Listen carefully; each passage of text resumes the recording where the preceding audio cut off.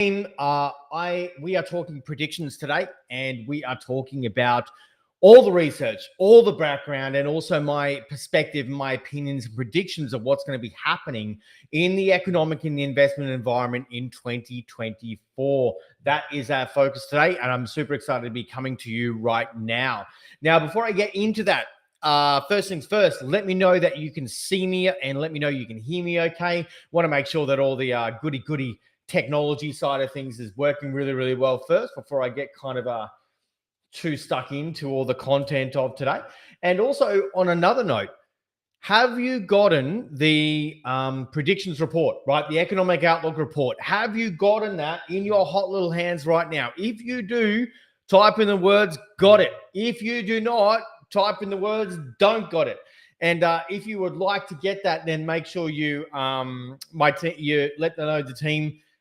Let me know in the comments if you would like it, and I'll make sure that my team get you a copy out of it. Okay, so of what we're going to be talking about as we're talking through this. I spent a lot of time, literally spent probably 2 to 3 days straight on this, literally just kind of doing extra levels of research on top of my own knowledge and understanding, and getting a feeling of what everyone is saying and everyone is predicting and everyone is talking about, from economists to banks to to real estate, to when we're talking about cryptocurrency, and literally went across the entire hog to really get a good feeling of what's going on in different parts of the world and what's going on in different asset classes, and also to kind of really, I guess, add a next level of breadth and understanding to what my own predictions are and how I'm setting myself up to focus on winning in 2024.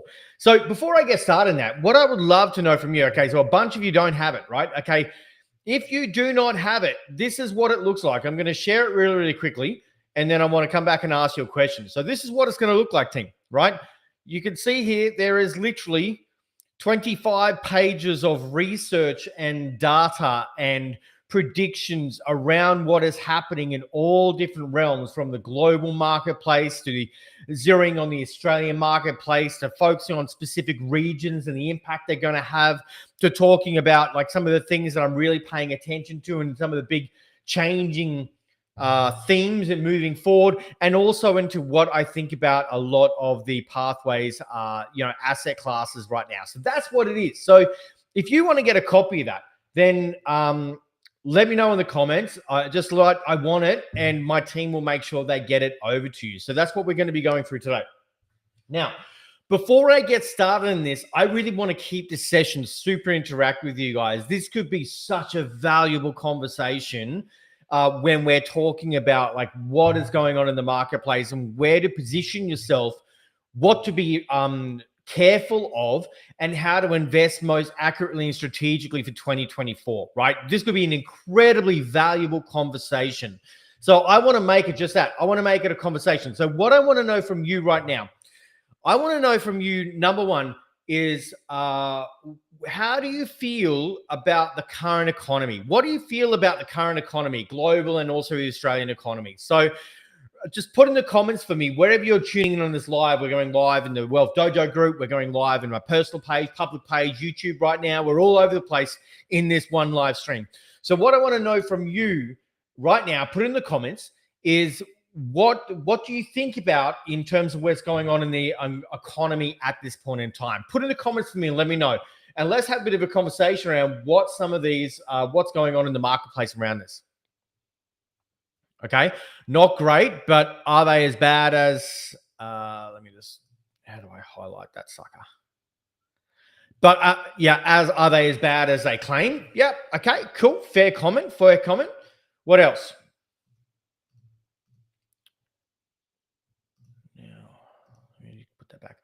What else, team? What else do you feel about the global economy, the Australian economy, what you're hearing about it? What do you feel about it at the moment?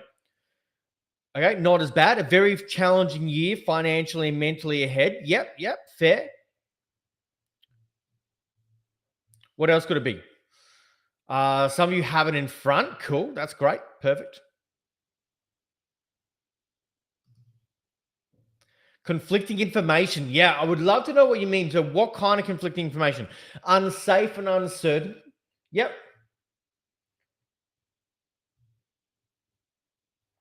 Yeah, so Robert says still going to be a shortage of housing for this year. Yeah, so Rhonda, what type of conflicting information? What do you feel? Yeah.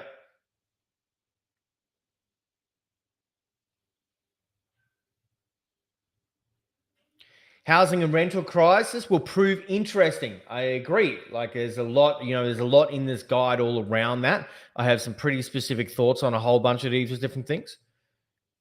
Yeah, cool. Okay. Mainstream versus well-researched. Yeah, 100% Rhonda. Very, very clear. So the next question I want to ask, inflation coming down, and yes. So the next question I want to ask is, what do you think you need to be most careful of? What are you most wary of for 2024? What is one of those things which you think could have a big impact on the market or the economy? Like, what are you most wary of in 2024? Put that in the comments for me. What are you most wary of in 2024? What are you concerned about?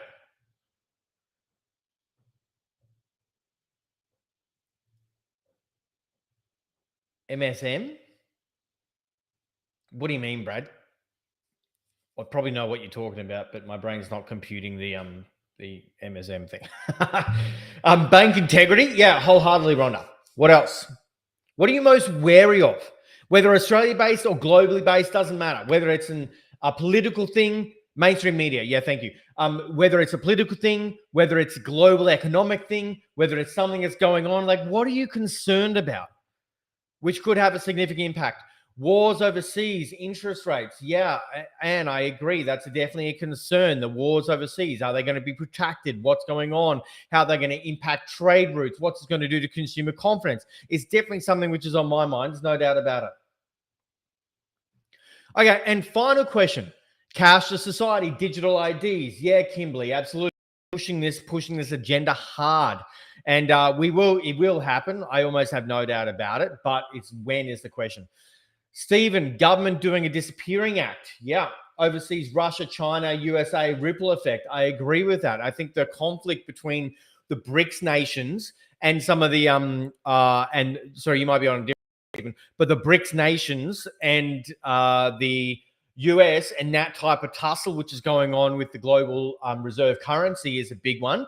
But also the conflict between Russia and Ukraine, and also Israel and Palestine, and how US and Russia China will all play an impact on that. I think that's definitely a thing. Inflation and cost of living. Yep. Okay. So final question. Where do you see the greatest opportunity in 2024? Where do you see the greatest opportunity in 2024? What is on your mind? Yeah, ATO and government obligations. Yeah. I assume you don't mean that's the greatest opportunity, Rhonda, that you're still on the final previous questions.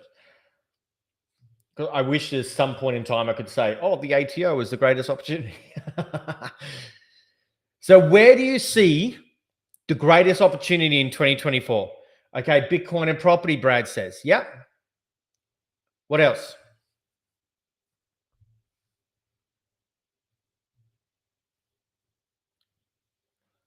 Okay, crypto, Stephen says. Yeah, Adam says crypto. Diane says crypto. Okay, interesting. So we're pretty heavy on the crypto bandwagon at this point in time. By the way, I am too. If you don't know me well enough by now, I'm very, very bullish on it. That's for sure. Although it may go up and down like a yo-yo, I'm very, very bullish on it in general. Yeah, some off-market stuff, absolutely. So what I want to do in this session is that I want to go through this document of indexing shares. Robert, interesting. Why do you feel the share market? Where do you? And I'm not saying wrong, by the way, but why do you think the share market's going to perform well in 2024? I'm super curious around your response around this. So I'm going to go sustainable venture startups. Yeah, I love investing in businesses. I'm doing a heck of a lot of it. Yeah, sustainable ventures. Yep. So what I'm going to do in this session, I'm going to be going through this document now.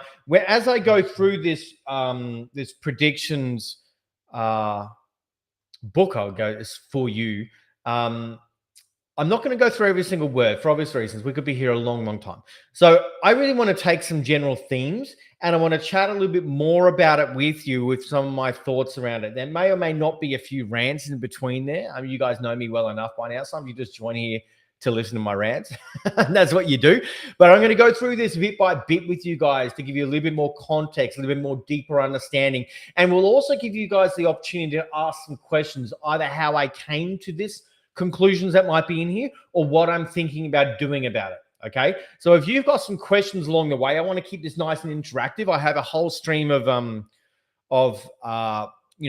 comments and questions which are feeding in here from all the different platforms. So I'm able to have a look at it. Normally I can actually show it. It actually goes, it actually lets me show it, but it's not allowing me to do it. So, hang about. Oh, yes, it's doing it. Okay. I found it. I was looking at the wrong one. There we go.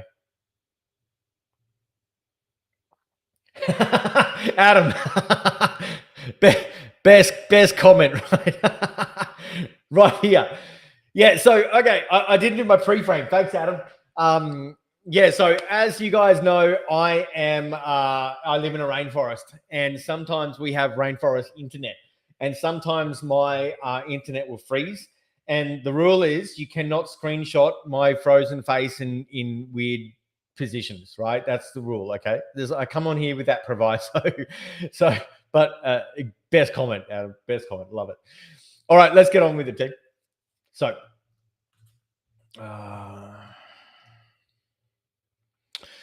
right, welcome to my 2024 predictions workbook. As I said, I spent days literally putting this together for you guys. I don't remember that rule. Kimberly, you're all against me. Anyway, let's get on with it. So welcome to the 2024 predictions workbook he got for you guys.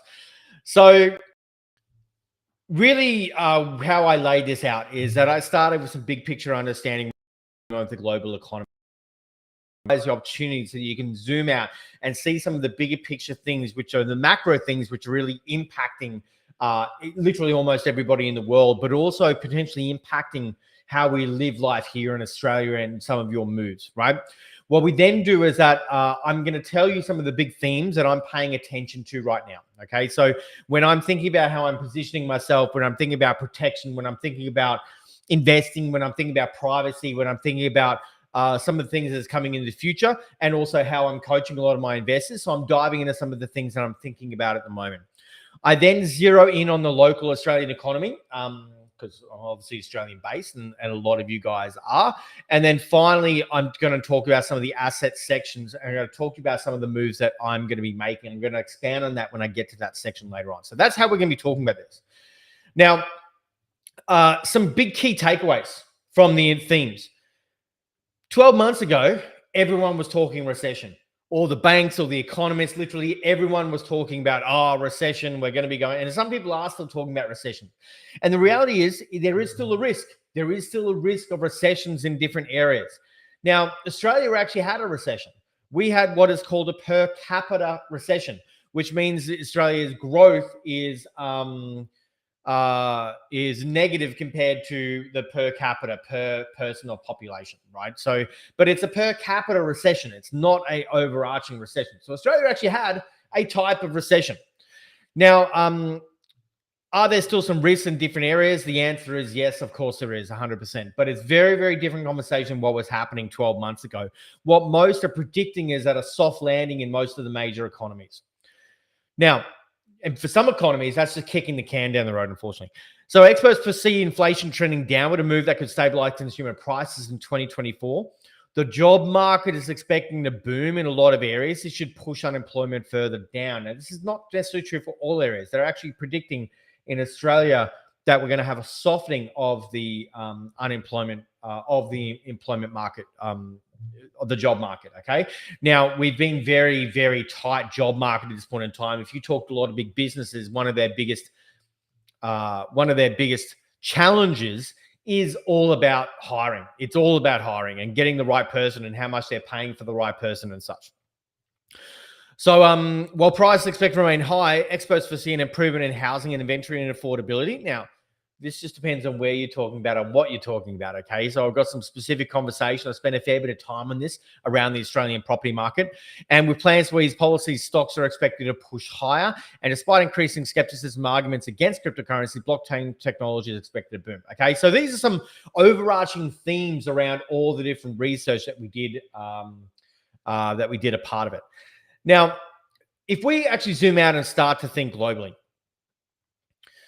so despite that 2023 was a year plagued by economic uncertainties with sky-high inflation, high interest rates, high cost of living, and continued recovery from the COVID hangover and global conflict, global growth still outstripped. And so that was a big, big thing. Now, what they're talking about in 2024 is that we're moving into a certain level of recovery.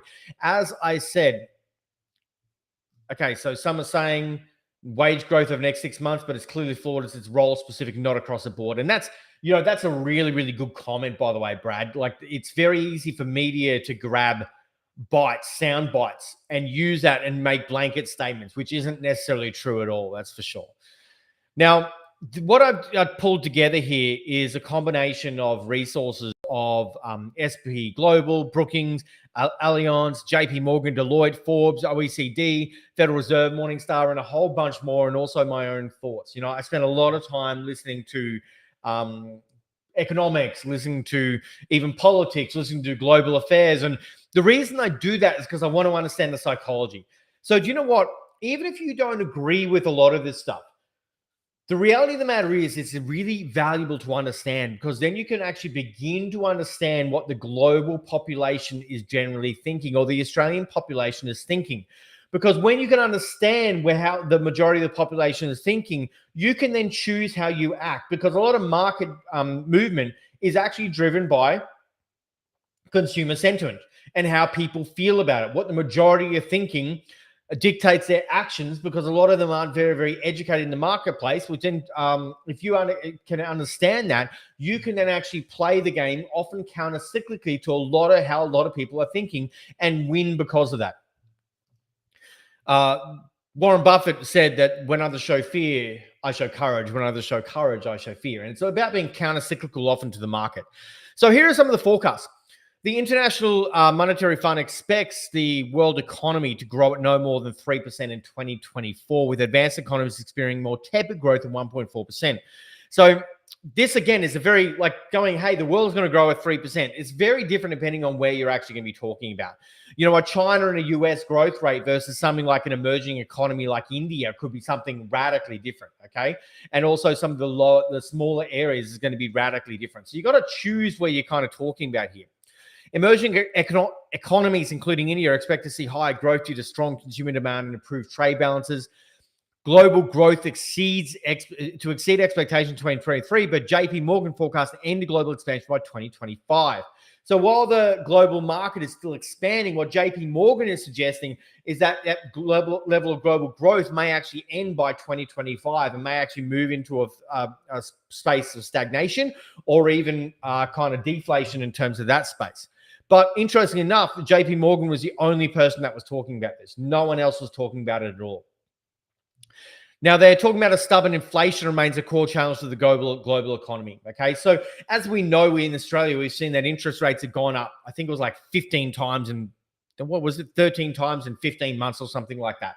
And that is to fight the level of inflation that we're seeing in the marketplace. Now, a lot of places are potentially predicting this is going to be stubborn.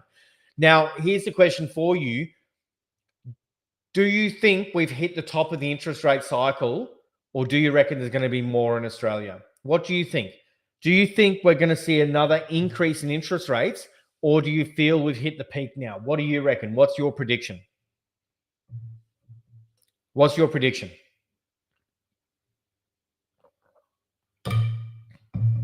While you're putting that in, projections are indicating a rate of 4.7% inflation levels are expected, with core inflation not expected to return to target levels of 2% until 2025. Okay, one more to come, Robert says. Who else? Who else wants to throw a little prediction out there in terms of where they think interest rates are going?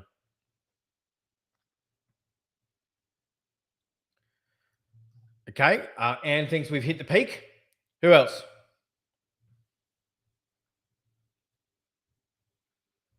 It's a good gauge to get a feeling of what you guys are thinking, and you're listening in now. You're often far more educated than the general population. Stay stagnant for some time and then start creeping down. Yeah, Ben. Plateauing. Rhonda thinks 2 to 3 more than stable until end of year. Yep. So there's a bunch of different ones, different kind of understandings that are coming up here. So my personal perspective is that I think we might have one, maybe two more. That's my personal perspective. And because the Australian Reserve Bank, up to the guys at Reserve Bank, it is.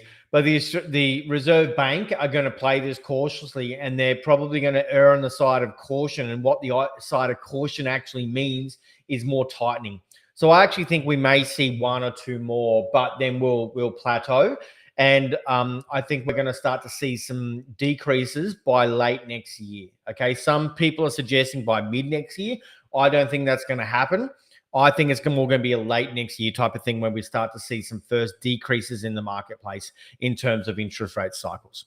Now, one thing that's happening next year in a big, big way is the geopolitical developments. So nations accounting for 60% of the global GDP, gross domestic product, are heading to the polls in 2024, along with the potential protracted wars will contribute to uncertainty. Okay, so a lot of big, big nations are heading to. Let me see if I can find the list. I had the list of them all. A lot of big, big nations are heading to the polls next year. Obviously, the US is going to be one of those major ones. I had an entire list. I don't know what I did with it. All right, doesn't matter. US is probably one of the major ones, which is actually going to the polls. But this is potentially going to change things drastically because a Biden versus like a Donald Trump type of presidency means radically different things. So it's going to be interesting to see how that kind of plays out. The US is just one of them. India is again going to the polls, and many, many different economies are. And also the wars are something which we need to actually take note of and monitor. Yeah, Trump running will radically alter all the markets. Trump winning will alter all the markets, but it could also have an impact on relationships on a global basis as well. Okay, so it's quite interesting to see how that kind of will play out. Now, the wars are some of the big ones, right?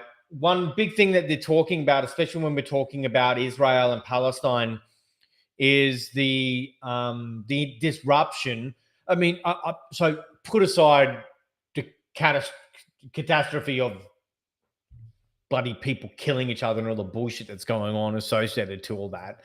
But like, it's going to impact trade disruptions and things like that as well. Okay. So if trade is impacted and shipping is impacted, that can have an impact on cost of goods, because the cost of goods may actually rise, right? Because one of the major, the corridors where all the shipping takes place is in this type of area, and with sanctions and with risk associated to that, insurance companies may not be willing to actually insure these big shipping containers, which may impact it in a deep, deep level. Okay.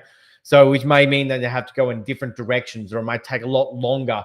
I was listening to a podcast quite recently where they're talking about that the cost of shipping may rise by 30%. So if you then think about the flow-on effect of what that means to the cost of goods and the supply of goods and such, so it can actually have an impact.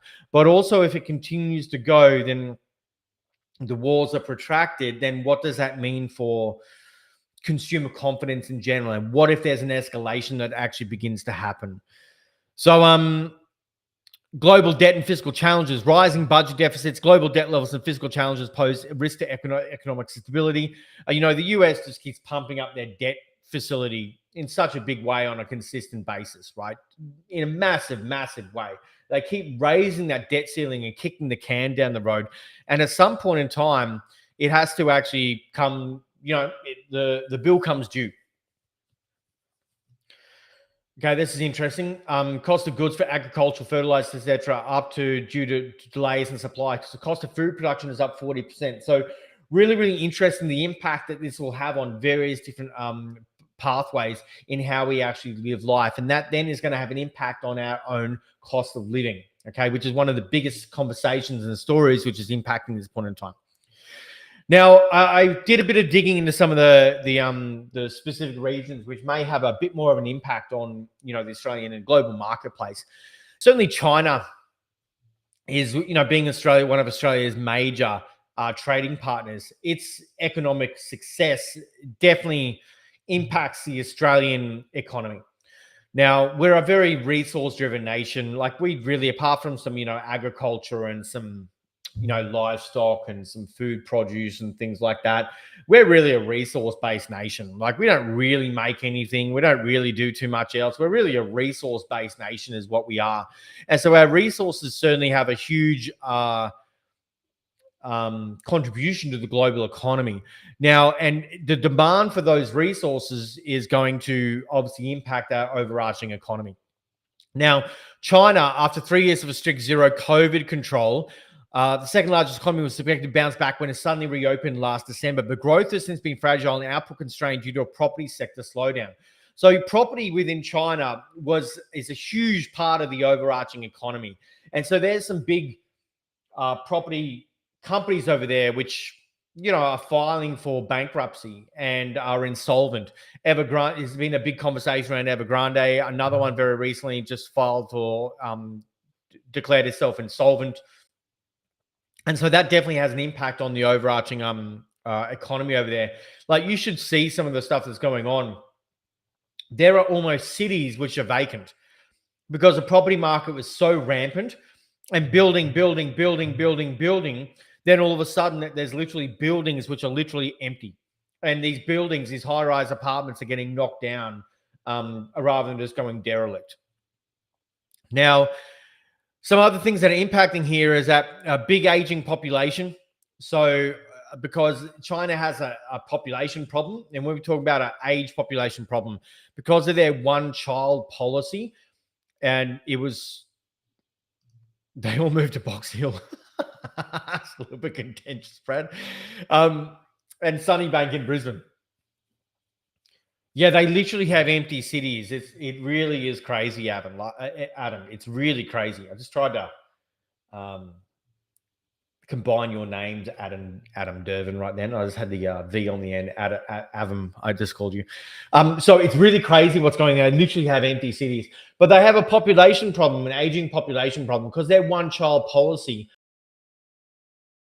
They have a serious problem in terms of youth. There's a lot of high youth unemployment as well, declining productivity, and an environmental and a real estate crisis. However, the thing there, because of the communism type government, so high state-based industry support, so China could actually wind up riding through it. But I'm monitoring this as something that's important to have a look at. The USA, the budget, cop this, right? The budget deficit doubled from $1 trillion in financial year 2022 to $2 trillion in financial year 2023, right? Can you believe that? Like, the budget deficit literally doubled, okay? Absolutely insane. The US is experiencing a soft landing, a 2.4% expansion in the economy during 2023, attributed to robust household and corporate balance sheet that's established a robust foundation. Lots of use the word robust there. Obviously, it's a catchword. Financial strategies like extending debt maturities and securing low interest rates for the Fed's monetary tightenings have contributed to the stability. Again, what we're, extending debt maturity just means they're kicking the can down the road. That's all it really means. And the economy is projected, that is printing more dollars. Exactly, Brad. The economy is projected to continue growing, albeit at a slower pace, facing economic challenges, a politically charged year with the US presidential election. The outcome remains uncertain. Observers are adopting a wait-and-see approach. Now, Eurozone is more so expected to kind of muddle through the process of what's going on. There's a lot of problems in the Eurozone. I have some people in the finance world in the UK, which I talk to very, very regularly. Just literally talking to him last night, and he's talking to me about some of the stuff that's going on in the UK market over there. But the Eurozone is expected to kind of muddle through things, right? Obviously, that's a very big blanket statement. The Eurozone is absolutely massive, made up of many, many different countries, all with individual economies associated. So despite some positive indicators, concerns persist around global economic shifts and geopolitical uncertainties. But overall, it's remaining in a positive trajectory in 2024. India is a good conversation. Sustained high economic growth, becoming one of the fastest growing major economies globally, with a large youthful population, driving productivity and strategic geopolitical position and partnerships, well positioned to be a continued rising economic powerhouse of the future. And this is one of the things in Australia, right? Although we may see a slowing down effect, okay, Brad, come to that, Brad. So even with China slowing down, because of the development and the growth of India and Brazil and other nations and things like that, the demand for Australia's resources are really, really strong. So we're very much a lucky country. Remember, the New Zealand Prime Minister once said that Australia is a lucky country.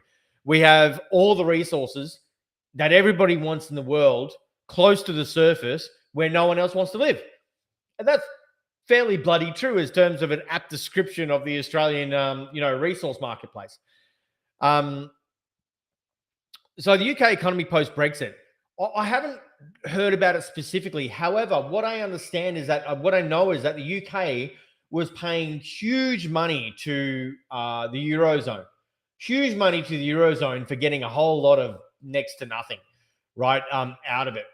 And so, to me, my understanding was everyone saw it as a very, very positive thing, right? Because literally was a lot of money every single month going to the Eurozone to be a part of the whole euro, right? So, to my understanding, it actually wound up being a positive thing, but I haven't explored that on a very, very specific level. I'll have to look at it. Now, here are some of the things I'm paying attention to. Aging populations. So much like many other developed nations, Australia is experiencing an aging population. Factors such as an increasing life expectancy and declining birth rates contribute to this demographic shift. The aging population implicates various aspects of economy and social services, including healthcare, pension system, workforce dynamics. In addition, can impact economic productivity. This is a big conversation which is happening. It's going to be a big conversation over the next 20 years. And so this, the aged care industry, and all the side industries associated to that will be a booming area over the next kind of 20 years in the marketplace. And so that's something I've certainly be taking notice of, but also understanding the productivity issues associated to that, but also understanding the impact that it's going to have on the pension and the social security system. Okay, so it's something that I'm monitoring very, very closely. The reason is because of the superannuation system in Australia and how a lot of big superannuation companies are making a push towards a default pension. Okay, I'll talk about that in a moment. And this is a retirement security. This is one thing I'm really, really worried about. I'm not going to rant about this too much more. I've been talking about this for 10 years plus now. There is a push now for the Australian super funds to roll your super into what's called a default pension. So rather than you getting it as a lump sum, the conversation has begun. And this is just the start of the conversation. I think this conversation is going to ramp up, and it's going to be changing a lot over the next 5 to 10 odd years, especially. And there's a huge, huge risk that your super will not be accessible to you in a lump sum format. The huge risk is that the government, the super funds, are going to grab it and they're going to ration it to you as a pension. A few reasons why I think that's the case. Government can't afford the aging population. Fact. Government keeps changing the rules. Fact. It's the government's biggest slush fund and they want their piece. Fact. They've come out and said that they're happy to dip into it in a case of an economic crisis. How easy is it for them to be able to create an economic crisis, declare that? Just look at the whole COVID situation and how that was declared an economic crisis within a heartbeat and maintains an economic crisis, which gave the government emergency powers, including being able to dip into your superannuation funds. I see this as a huge risk in the marketplace. You can see different things that they're doing, like doubling the tax from 15 to 30% on super funds with balance over 3 million last year. What's to stop them from changing that? Oh, now we're going to double it for 2 million and we're going to double it for 1 million. We're just going to double it in general. I see that happening. I'm very, very skeptical about this, as you guys well know, that anyone's been listening to me. There's a big generation gap in terms of wealth. This is going to be, this is interesting, right? Particularly driven by home ownership in Australia. While Generation Y has seen a wealth increase of 9% since 2012, people in their mid-50s, boomers, have seen a wealth increase of 14% within the same timeline, right? Massive, massive difference. Therefore, not only does the average Australian household age over 55 have net worth exceeding 1 million, but due largely to rise in property prices the last few years, also seeing the fastest wealth increases. This is interesting. The average age of the first home buyer in the year 2000 was 24 and a half years old. This has now risen to 36 years of age, only 23 years later. So the average age for the first home buyer now is 36 years of age. And that's changed in 23 years. Now, the price of a house today is 11.4 times the average Australian annual full-time earnings. What that was, where baby boomers were entering the housing market, was just 2.4 times. So the question is, what is it going to be like in the next 20 years? Okay, Brad. Whilst we all agree control of future income is our responsibility, so we invest a lot outside of super, with it being compulsory, do you recommend SMSF with all the associated costs and management, or just an industry super but with barest investment? Brad, great question. Now, okay, I'm not a financial advisor, and everything I say right now is not going to be considered financial advice. And this is, you make your own decisions and get your own research and blah, blah, blah, blah, blah. You get my point. Here's what I think. I think you should have control on your money. That's what I think. I think when you're making decisions, cost is only one aspect. And the cost of setting up and maintaining your super fund is only one consideration. What you have to seek consideration about is the other factors. Next factor, flexibility. Next factor, liquidity. Next factor, control. Next factor, future proofing. So when I sit there and I look at all of those different factors, I sit there and go, am I happy to pay a little bit more to manage my own money? Any day of the week, 100%, absolutely, without blinking an eyelid, yes. That's my perspective, okay? Because I value flexibility, liquidity, control more than I do the cost. Now, having said that, what you need to be aware of, that you're still paying fees with the retail or industry super. So what you need to understand is, what is your current level of fees that you're paying, and what is the true cost? What is the true cost of it being there? And then you sit there and go, if I set that up in a self-managed super fund, what's my true cost, okay, of managing it on a yearly basis? And then you go, what's the difference? And if the difference is $1,500 a year or $2,000 a year, then you sit there and you ask yourself the question, or even $5,000 a year, whatever the figure might be. Then you sit there and you ask yourself the question, is my ability to control my own wealth and my future and my own choices and having that flexibility and liquidity, is that worth to me more than the extra few grand? Question mark. And that's how you need to answer that. Now, you also have to sit there and go, what is your industry super fund doing in terms of returns? I was looking at Q Super yesterday. One of my clients, listening in right now, potentially, we were talking about this, and we were talking about this together. Like Q Super, the government super, the returns on it over the last 5 years, I think, was 5.4%. Let me just try and pull that up again. Good on you, Brad. You got me sidetracked, mate.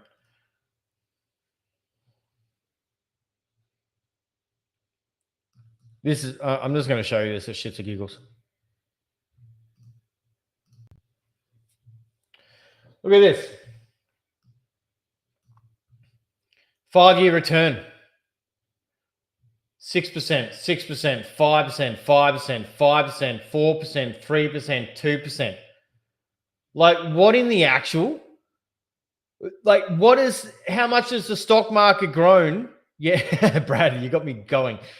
How much has the stock market grown during COVID and this last 5-year period?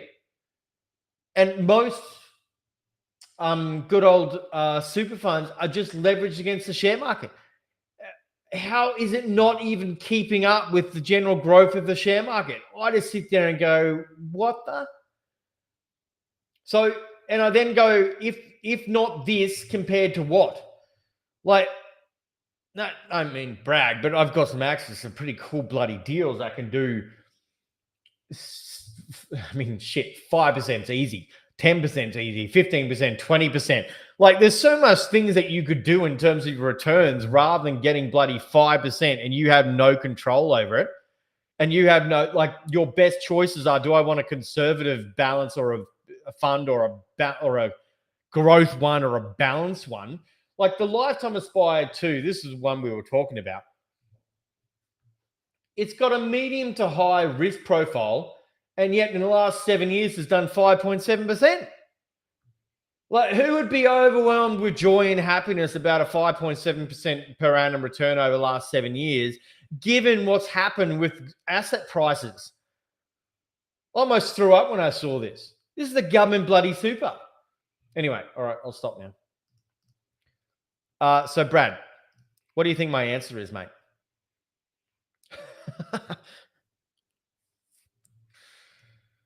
Sometimes, here's the point. Sometimes flexibility, liquidity is worth, and control is worth far more than the cost. People always focus on cost, but it's such a narrow perspective of how you've got to be thinking.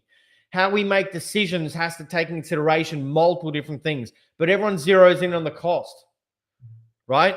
And then you just, where are the real returns going? Rhonda, hey, don't get me started. Like everyone zeroes in on focus and obsesses about the cost. To me, it's probably the behind control, safety, security, liquidity, and flexibility. Cost is probably the fifth element. I love Todd and super conversations. It's a surefire way to get me going. It's a surefire way. I can't help myself. It frustrates me so much because it's ripping everyday Australians off, ripping you off, and it's bullshit. Anyway. Okay, back to where I was.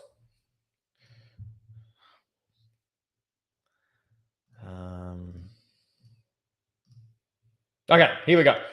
So this is interesting, right? In terms of the cost of getting into a house.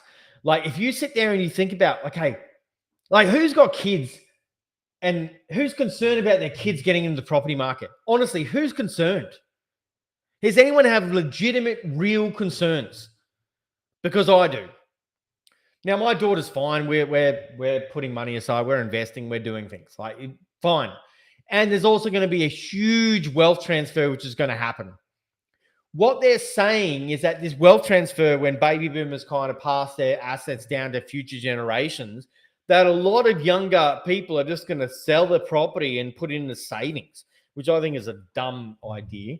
Those asset prices in for the future in terms of holding the real estate is going to be enormous. There's a wealth divide, which is happening whether you like it or not. Okay. The question is, you've got to make a decision.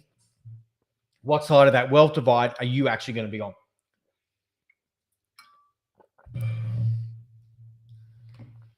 Yeah, Melbourne stats. 85. The average house price was 6 times average wage in 2023. It's 12 times. Yeah. So I mean, you look at this. Yeah, it's so true. It's changed drastically, and it's going to get a lot worse. Now let's keep moving. Just realized I've been rocking and rolling for a fair while now. How's everyone doing? What's your biggest takeaway so far? Put it in the comments for me. Let me know. What's your biggest takeaway so far?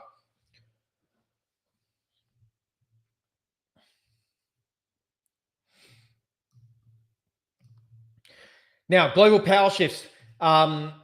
This is baby boomers are holding a lot of the wealth. Yep, 100%.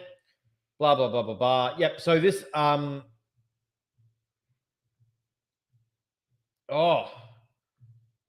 team. My team stuffed something up. Sorry. Okay. They doubled up here. Okay. I need to invest more in super. Are you just trying to trigger me, Adam? Like, I think you're trying to trigger me. Let me read to you what this is actually supposed to say, because this is important. Brayden.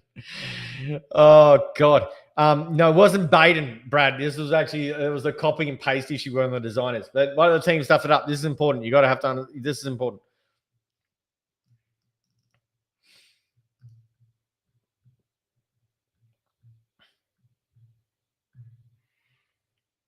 Okay, I'm just going to share with you. Here's my non-fancy version. This is just me writing it out, right? So the global power shifts, this is important, right? With what's happened, I'm paying close attention to this. So the global power shifts in terms of things like the BRICS nations and what's going on in that space, I'm paying very, very close attention to this, right? So the BRICS, for those of you who don't know, is Brazil, Russia, India, China, South Africa, and it's soon to incorporate Egypt, Ethiopia, Iran, Saudi Arabia, and the UAE suggests a potential transformative impact on global power. So what this is going to say is that BRICS is set to represent approximately 46.5% of the world, 46.5% of the world's population, $30.8 trillion, roughly a third of global GDP, and 45% of the global oil production. Okay, so these the BRICS nations are going to be doing this. And so the conversation around the trade agreement's potential adoption of a common currency within the extended BRICS trade network is what is coming. Now, this is where the conversation of the de-dollarization comes into play, which describes the eroding of the US dollar as the world's reserve currency. Ray Dalio, if you've, this is a great book if you want to read it, Principles for Dealing with the Changing World Order, if you love economics and you love understanding the rise and fall of empires, talks about this, that this, the once reserve currency being toppled is an impact of it's an indicator of empires falling. Now, whether the US follows suit on this is yet to be seen, but it's worth a bit of a read and worth a conversation to have a look at. Okay, there is a massive global political shift going. Now, you can read all the media around this and it can be quite inflammatory, but what you have to understand is that these nations also don't necessarily have a great history of working well together. So that's the counter argument you have to take into consideration. You've got to look at both sides of the argument. You could just look at this and go, holy shit, the US is screwed. But if you look at what's the dynamic of all these countries working together, they don't have the greatest history, and they have a lot of different types of governments and political systems and things like that, right? And economic interests. So we really need to kind of pay attention to that as well. But it's something I'm definitely paying a lot of attention to right now. Now let's pop back to this economic outlook. So this is a big one. I'm paying big attention to the build to rent schemes and the impact that's going to be having in the marketplace, both in a lot of different countries. UK, it's had a big impact. Australia, it is about to have a big impact. The US, it's definitely having a big impact. There's no doubt about it. So there's been a big push for build to rent schemes in the Australian marketplace. If you don't know, build to rent refers to developers, funds, and superannuation companies and whoever else will build a development but not offer it to the market for sale, but instead hold the exclusive purpose of renting it out to long-term tenants. Now, there's two arguments. Well, sorry, argument's the wrong way to put this. There's two sides to the story to focus on in this. One, is it going to be good for the rental marketplace and providing long-term security for tenants? Yes. Is it potentially something that can support the rental crisis that we have? Yes. What's the flip side? The flip side, it's going to remove supply from the marketplace for people to buy their own homes. Okay? So, as of September 2023, according to a recent report of JLL, whilst there are only currently 4,340 built-to-rent apartments in operation nationally, there are a further 8,914 build-to-rent apartments under construction and a further 6,862 which have received development approval yet to commence. Okay, so what that's going to mean in this next period of time, 15,000 more apartments are going to be taken out of the marketplace for everyday people to be able to buy and instead be owned by big funds, superannuation companies, big developers, and rent this out over the long term. Okay, now this is going to remove supply from the marketplace. And as you take more and more supply from the market from already existing undersupply in the marketplace, what is it going to do to property prices? So you've got to pay attention to these little shifts which are happening. You've got to follow the breadcrumbs in the marketplace and see how the government is setting up the population for a lifetime of renting. Now, it's happening. It's going to happen. There's no doubt about it. You might go, not in Australia. No, we don't do that. The great Australian dream. That's not the same thing as what it once was. And there's a lot of nations over in Europe and such and things like that. Then the reality of the matter is that there's going to be a... this is just what's going to be happening, okay? It's not abnormal in the world. We just haven't experienced it so much in Australia, but it is happening now. If you see the average age of the first home buyer is up to 36 now. The percentage of the population at 40 who are buying their first home has increased by 60% in the last 5 years. 60% increase, people buying their first home in the age of 40. Okay, this is the market that we're heading into, and this is part of the thing of setting people up to a lifetime of renting.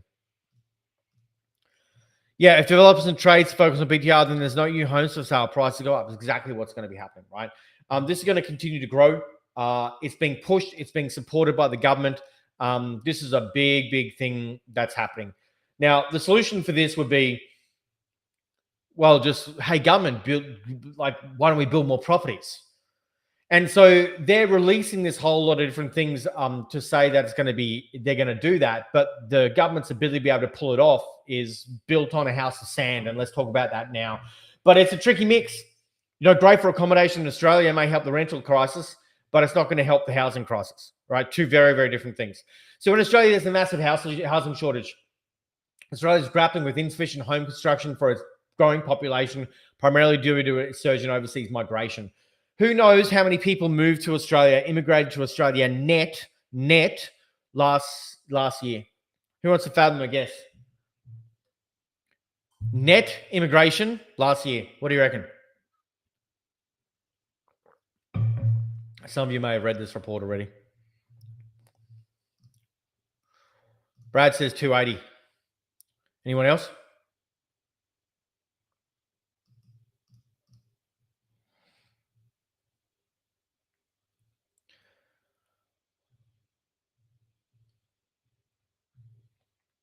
It's 500,000 people is what my understanding is. Let me just, hang on, just let me go to this. Yeah, Australia's population grew by 518,000 people in 2022 to 2023. Okay.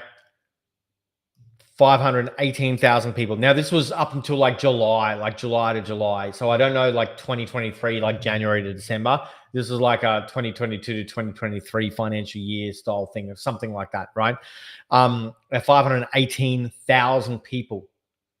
How many properties did we build? How many properties did we build in the last 12 months? It certainly wasn't 500,000, right? It wasn't even half that. Okay. So we need to be aware of this. Yeah. Too many around 500,000. Yeah, exactly. So, here's what we need to be aware of, right? There is this massive, hold on. Was that correct? I thought that was, can someone fact check that for me? I thought that was total immigration.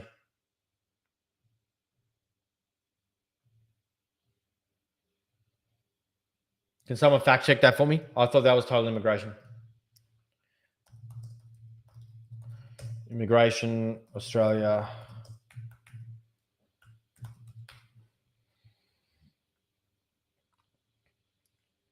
Yeah, net overseas migration, 510,000.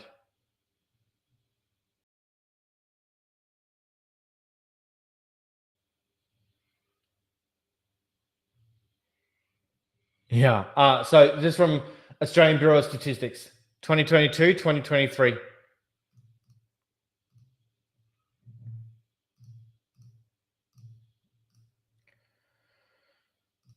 In the year ending 30th of June, overseas migration contributed a net gain of 518,000 people to Australia's population.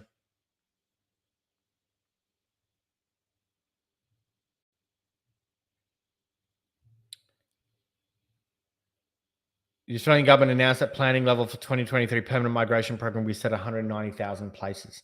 Now, if we go and have a look at some of the other stats that were put together, you'll see that we'll get to it. Hang on, we'll get to it. It's 375,000 people is what they're looking at for the next 12 months is what it's going to reduce to.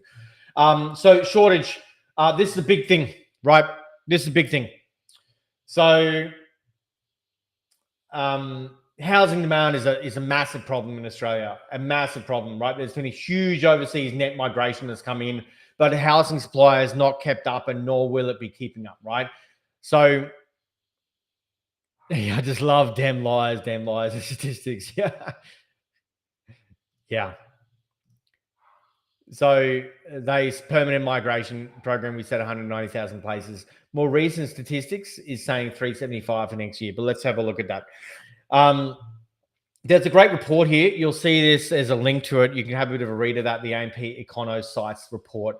There's a good little read associated with that if you're interested. So we're not building anywhere near enough, right? Nowhere near enough. The reality of the matter is that we've seen building companies go out of 170,000 houses built March 2023. That's correct. Yep. We had 518,000 people arrive in Australia, and we built 170,000 houses, right? That's not including Australia's population growth or anything like that. Right? It's not including any of that. So, what was I getting at? Sidetracked. So the reality of the matter is that we're not building anywhere near enough. We have this massive unsupplied property already. We've got builders going bust left, right, and center. We've got a cost of materials really, really high. A government which is inept at actually releasing any type of significant land supply and providing the infrastructure for that. We have a situation where budget constraints are going to restrict the amount of infrastructure spent for new developments. And so it's going to restrict the amount of land supply, which is going to be going out to the marketplace. Right.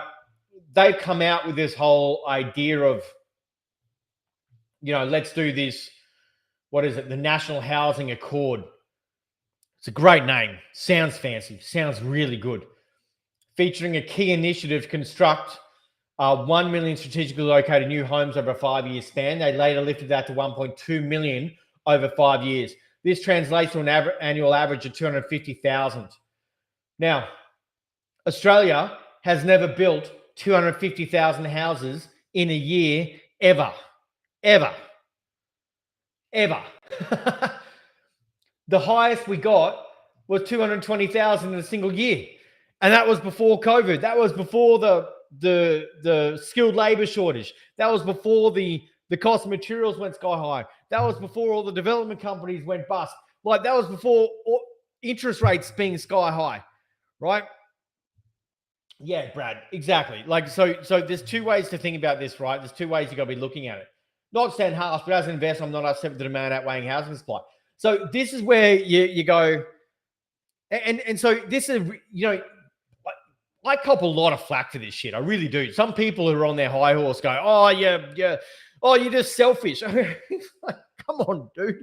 Everyone has the opportunity to invest if they want to. We ought to make choices, okay?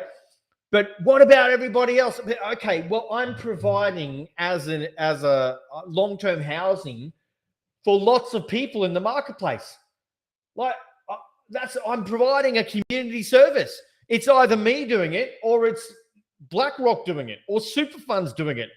Like at some level, there has to be someone providing housing for people to be able to rent off, right? But this is just reality where it's going. Yeah, it's a good. This is a good question. Like, where do they live? Multiple families living in single rental properties. Yeah, there's a huge thing of shared housing going on now. Like, it's big. You look at the 10 cities that are popular. There's a serious problem going on. Like Australia has a serious housing problem, and the government is inept at fixing it. Right, just inept. And so they've got this great plan. Like, dudes, it's never happened. The environment is in a worse situation to actually make it happen. Right? When they did 220,000, that was in a robust economy without the issues of skilled labor, high interest rate environment, all the other reasons highlighted earlier. Right? It's never going to happen. So the objective is basically what they're saying is you got to construct housing equivalent to grow another Adelaide, 1.3 million people over the next 5 years. But it's not even just the housing. It's the develop the corresponding infrastructure to make a suburb livable, right?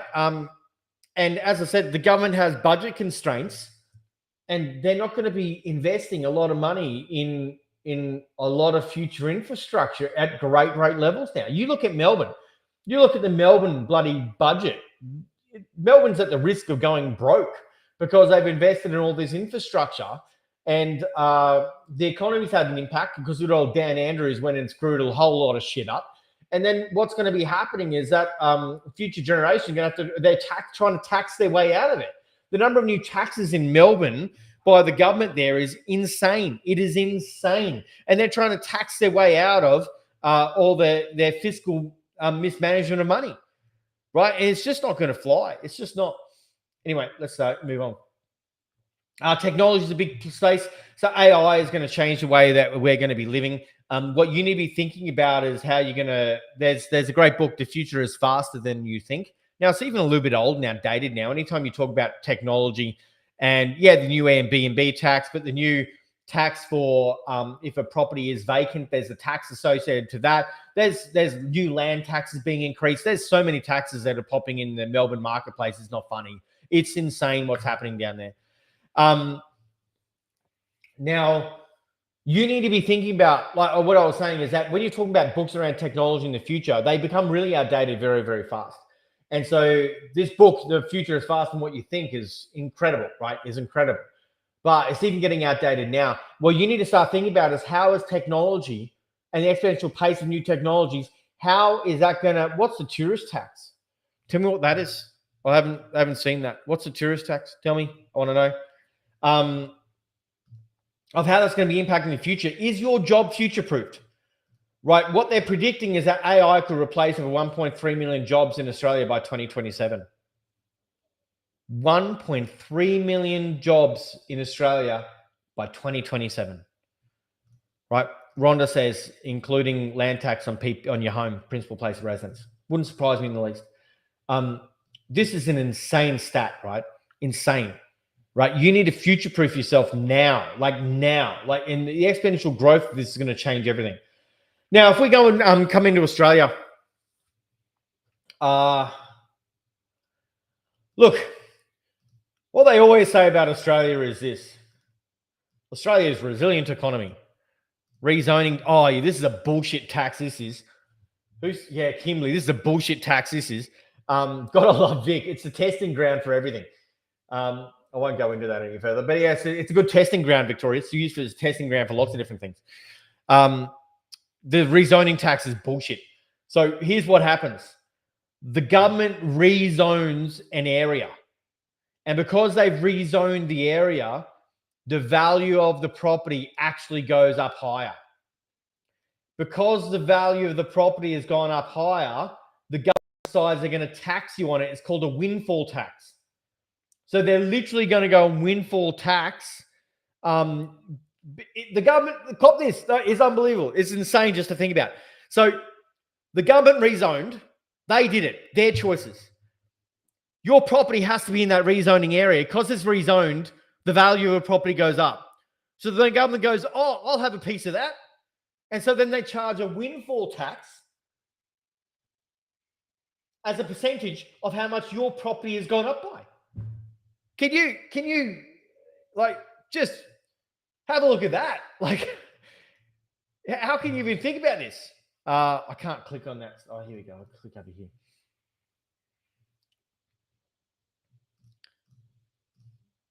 Look at this. And you have to pay that immediately once rezoned, but they have time to pay the tax. Yeah, they have time to pay the tax with interest, of course. Of course it is. No doubt about it. Of course it is. First tourism holiday tax coming to Victoria. Like sometimes I'm even flabbergasted. And this just, yeah. And when you incur a loss, there's no shortfall of relief. Right, exactly. It's bullshit, right? It's bullshit. Come on. Does anyone else think this is bullshit? Like, come on. Just so who's with me? Who thinks this is bullshit? Right? This is insanity. Here we go.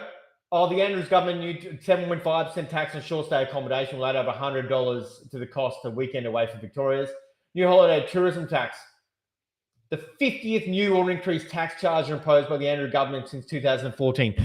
50 new taxes in 7 years.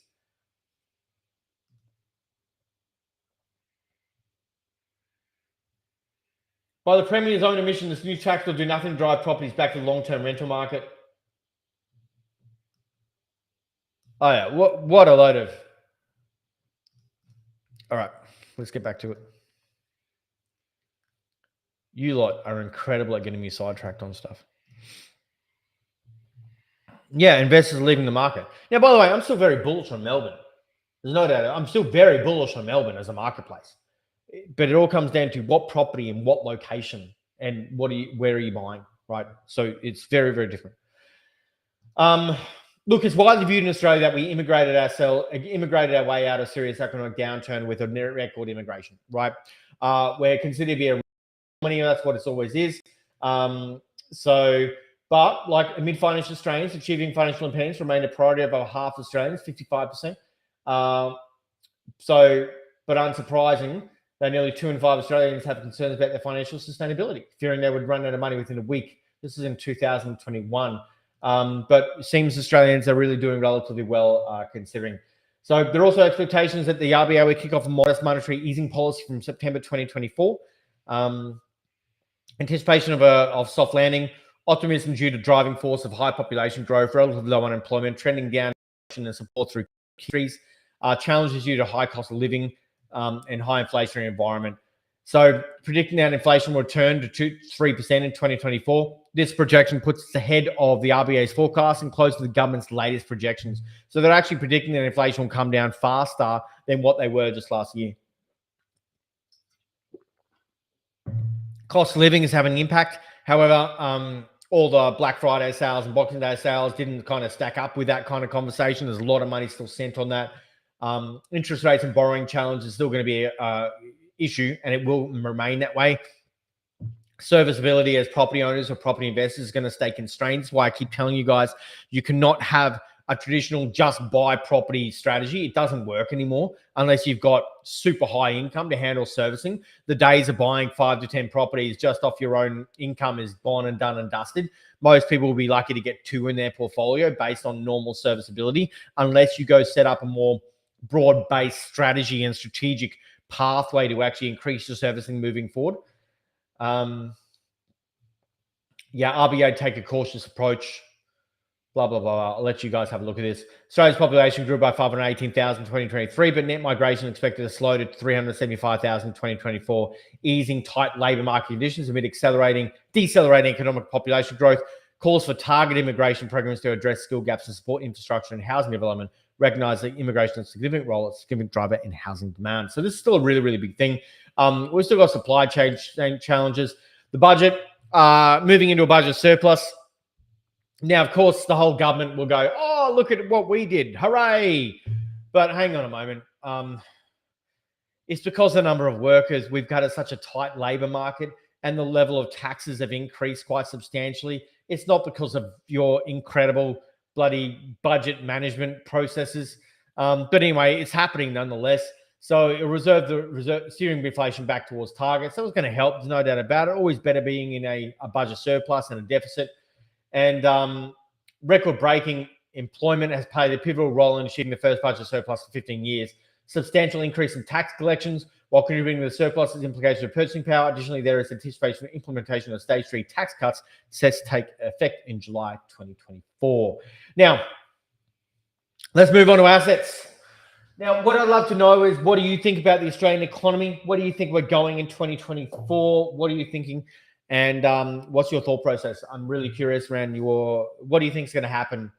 Are we going to do well in 2024? Are we going to do shit? Is Australia going to perform? We're going to get some growth. How's the property market? What do you think is going to be happening? Like, talk to me about your thoughts around what's going on. Now, equities. So a more challenging macro backdrop is anticipated for equity markets in 2024. Now, this is really a US-based conversation, right? So, but it's some similarities in Australia, okay?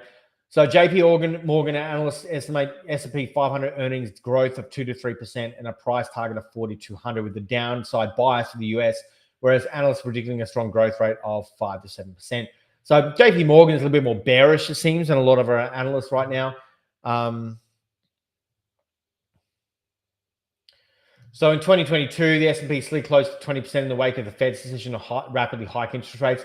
However, there's been some recovery. There's been growth in the stock market in Australia in the last kind of 12-odd months for sure. I think that we will have some moderate growth in 2024. Not much. I'm not expecting like crazy things be happening. There's a lot of global uncertainty right now, and there's not the reason.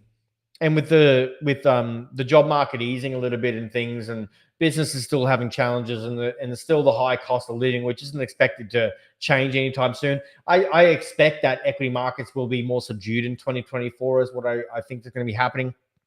Having said that, I don't spend a lot of time looking at the equities markets.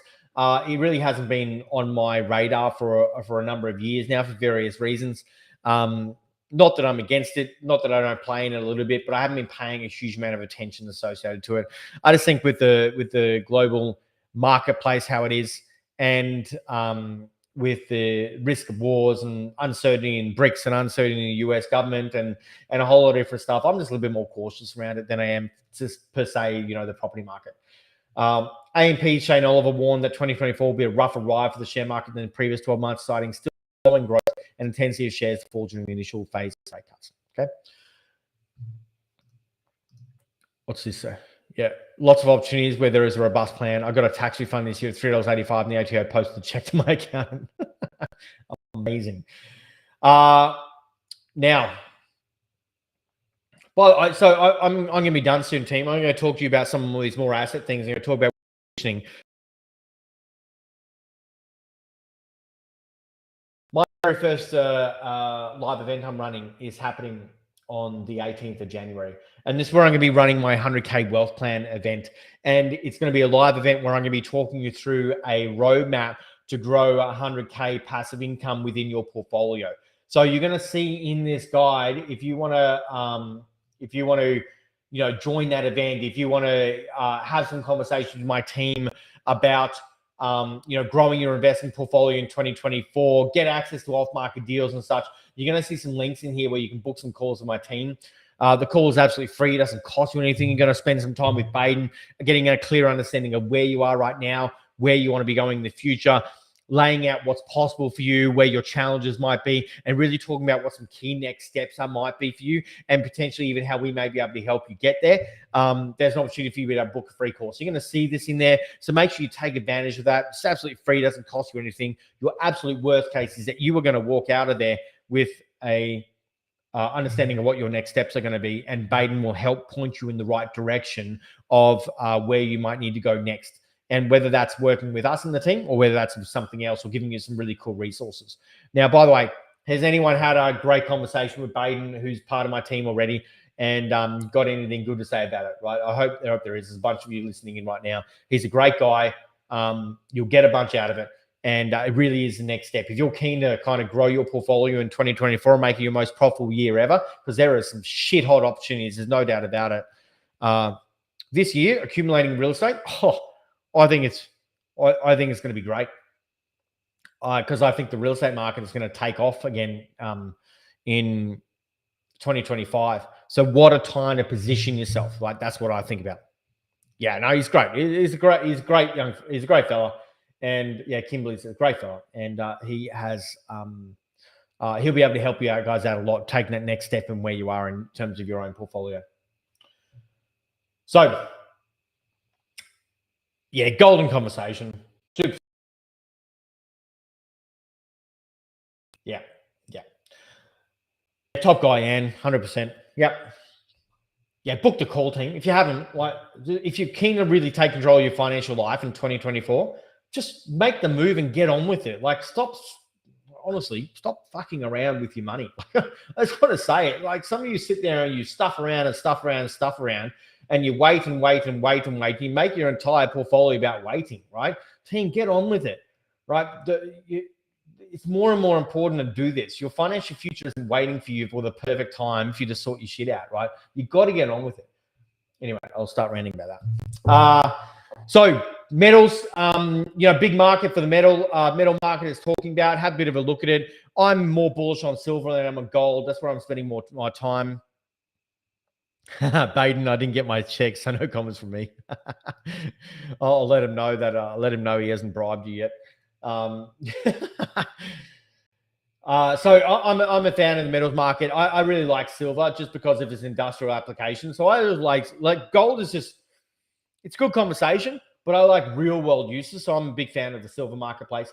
I'm massive in crypto in 2024. it's been moving really, really strongly. So I like it a lot. We're going to have some ups and downs. We always are.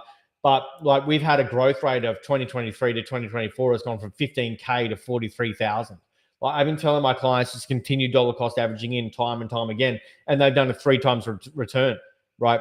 I've been telling my investors, put a play in the crypto marketplace. And even if it's a small amount, or if it's a large amount, a portion of the portfolio, 5% of the portfolio in the crypto market, and they've tripled their money in 12 months. Okay. And I think it's going to be going higher. I'm definitely a big believer in it. I'm a big believer in that it's going to become more and more mainstream. There's been a war on crypto. The SEC has been a war on crypto, and which has actually been a good thing. We had FTX. FTX was guilty of stealing from its customers to the tune of $8 billion. We had the Binance CEO plead guilty to a federal charge associated with money laundering, fined $4 billion. Right. This is actually a good thing for the industry. It's just a cleanup from being the Wild West. So I actually think it's a good thing. We're moving towards the spot Bitcoin ETF. We've been talking about this for years, but I reckon we're pretty close to it. Have we had any news about that? Anyone who's following it, have we had any news about that? But as a sector, I think it's where the greatest gains are going to be. But you need to play cautiously. Okay, the crypto game can be an absolute roller coaster. Anyone that's been in there for a period of time, I've been playing crypto since 2016. Anyone that's been in there for a period of time, you will know that it is a bit of a roller coaster in the marketplace. There's no doubt about that. So here's where I think there's some opportunity. 2020 is opportunity in a lot of areas, but I think there's opportunity to get yourself positioned in real estate in 2024, right? Now, the banks were talking about drops of 15 to 30% in 2022. Oh my goodness, how wrong could they be? We said it was nonsense. I said it was nonsense. You rewind to my predictions when I was talking, when I was doing the same type of conversation in last year. I told him it was nonsense. I told him it was bullshit.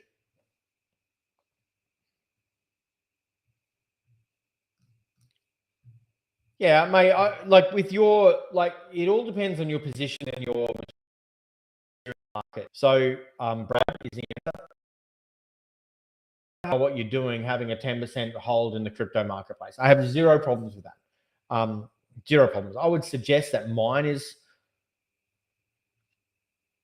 maybe 10 to 15%, something of a similar nature. That's where a lot of, that's probably a bit where my allocation is. Maybe it's a little bit more, but yeah, maybe 10 to 15% is where mine's sitting. So for you, Brad, with your experience, your knowledge, and your maturity as an investor, I don't see a problem with that. Now, property prices did well in 2023 as reality of the matter.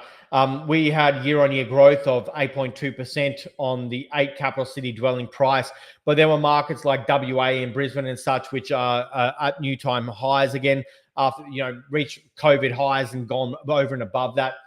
So the 13 increases in interest rates in 15 months has had an impact on living pressures and restrictive lending policy due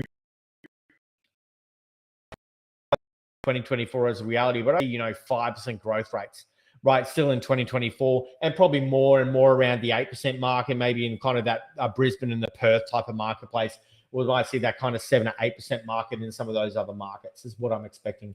However, as I said, this is a time to position. The thing we have this massive undersupply in real estate in Australia. We have huge immigration that's coming in. We're not building anywhere near enough. These forces are going to continue to make the market go up. But what's holding the market back right now is the cost of living and the interest rates. Here's what I think. I think as soon as we start to see these interest rates drop, this is where I think we're going to see some consumer confidence come back in the marketplace, and I think we'll see another kick in the property market. So by end of 2024, mid 2025, I think we're going to see some drops in the interest rates. We're going to see some consumer confidence kick back in again. I think we'll then move into another reasonable growth rate in the marketplace, especially in some areas more than others. So I'm a big fan of getting positioned in the property market. And as I said, it's a long-term game. Timing the market is far more important than time in the market is far more important than timing the market, right? If you're positioned in Australian real estate now, And even if it doesn't grow substantially in the next 12 months or whatever it is, and you're waiting for the perfect time to jump in, what's it going to be like in 10 years? What if you were sitting on the sidelines waiting for drops of 15 to 30%, like some people were? Oh, I'm going to wait for a big drop in the market. Sorry, you missed out. Right? And here's what I think is going to happen for a lot of people. Again, just sitting and waiting, okay? Like, you got to get on with it because this is a long-term game. I think if you're not positioned in the next 5 to 10 years, I think you'll never get in the property market unless you inherit property. That's what I think is going to happen, or if you earn shitloads of capital. US housing market still seeking some solid ground. I'm not going to spend a lot of time on that. Activity could pick up sharply if rates moderate further. Price is expected to rise 2 to 3%. Okay, so there's some more conversation you can look at over here. Right, so here's my attention. I'm definitely going to be getting myself positioned to another couple of pieces of real estate, a couple in Australia and potentially one overseas as well, is where I'm going to be positioning myself. I will certainly be accumulating in the cryptocurrency marketplace. I mainly focus on the majors. I don't have the time or inclination, to be quite frank, to be researching little all my time spent on other with family and growing business and businesses. So I have yeah, Brad, I know a bit about it, mate, but not like I'm in Dubai for reasons, because I spent a fair bit of time in Dubai. But there's other things I've been looking at, like Georgia and stuff. Like, I've been looking at some random stuff over time. I've looked a lot in the US marketplace. So there's certain areas that I've spent a bit of time, but I'm not an expert in global property, if that makes sense. I just have some understanding of some areas I'm diving in on. So there's certain little crypto projects that I'm blockchain businesses. I've invested in a blockchain business, just recently, and a bunch of my investors have. We got a pre IPO price of 75% discount, and it's been accepted in Coin Market Incubators program and things like Coin Market Cap Incubator program. Really, really cool little deal. And, so little businesses that I'm interested in that have blockchain behind them, I definitely see some value associated to that. There's no doubt about it. But I'm definitely accumulating into crypto markets, no doubt about it. I'm very, very bullish on this, very bullish on the marketplace itself. Now, my world, and when it comes to gold and silver, I don't hold a huge portion of my wealth in gold and silver because it doesn't earn an income, quite frankly. It's really is a hedge thing, and it's a growth thing. And so I certainly have a portion of my portfolio in gold and silver, but my whole thing is I dollar cost average on a monthly basis.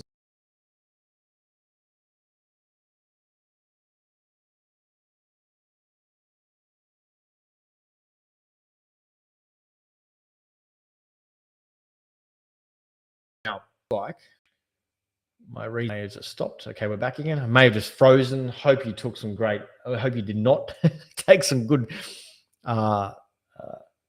freeze frame photos. And big focus on lending strategies and joint ventures. Okay, so I'm massive in this. So let's cap it off. I'm looking to still move into the crap screenshot. I'm looking to still move into a few more properties this year. There's no doubt about that. I'm moving in the crypto market. I'm very, very bullish around that. I'm dollar cost averaging into more silver is the real place where I'm putting things. I'm accumulating equity stakes in different businesses. I'm a big fan of that marketplace, and certainly doing some profit chunk-based strategies, lending in joint ventures where you can do kind of 10, 15, 20, 25% style returns per annum. And so that's where my mix that I'm focusing on. I've got some other interesting things I'm looking at in terms of like whiskey investments and goodness, what else? Some stuff in FX and some other gold stuff and things like that. Some really interesting deal flow that I have access to, which is just fascinating and really quite incredible returns. But the core of what I'm doing is property, business, crypto, right? That's the core of what I'm doing, okay?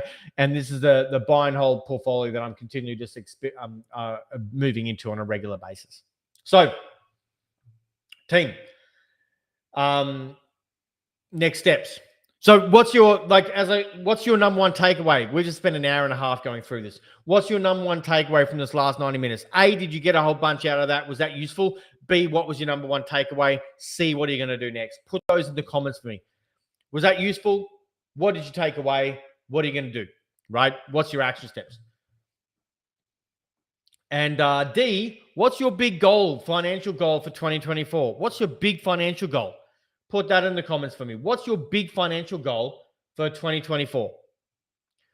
Now, as always, if you want some help with that, team, this is why I'm here. This is why I do what I do to support everyday people to be able to create financial freedom in their life and break free from the financial slavery trap, which is this whole work to pay the bills bullshit that we're sold along the way.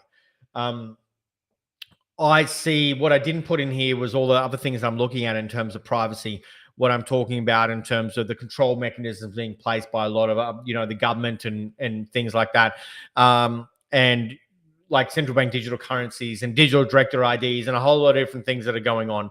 So I didn't put any of that in here, but it's a big part of what I'm focusing on. Control needs to be your name of the game in terms of your finances for the future, because a lot of things going on is that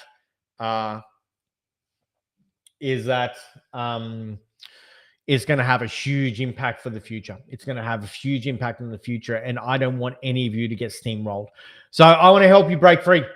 So to do that, this is why I put on these free events for you guys. So I've got a first event which is coming up in just on the 18th of January, right?